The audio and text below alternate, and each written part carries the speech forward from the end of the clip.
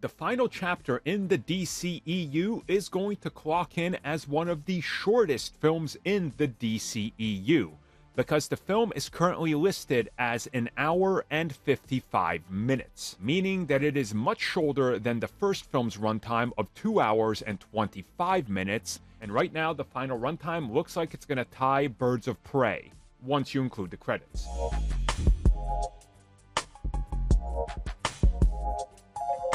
So again, the final runtime could change upwards of a couple of minutes up or down depending on regional locations and depending on if they decide to cut out anything else by the time the film rolls out.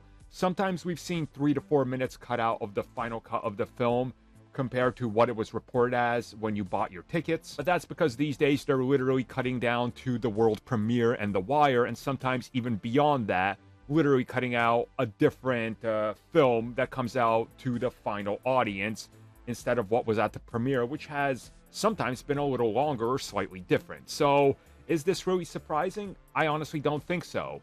Despite what's been reported by DC and WB, the trades have covered the extensive reshoots, some elements of them, swapping things around, needing to change plot elements because of the placement of the film, and all that. So this isn't really surprising. I would say this is honestly exactly where I expected it to be.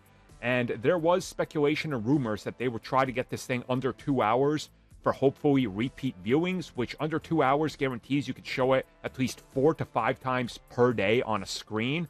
Over 2 hours and 15 guarantees you 3 tops. So maybe there's something here. Maybe they're hoping that the quick pace can squeeze in more money. I mean, it's a tactic that studios use now. You know, look at Super Mario Brothers. It was so quick and so short.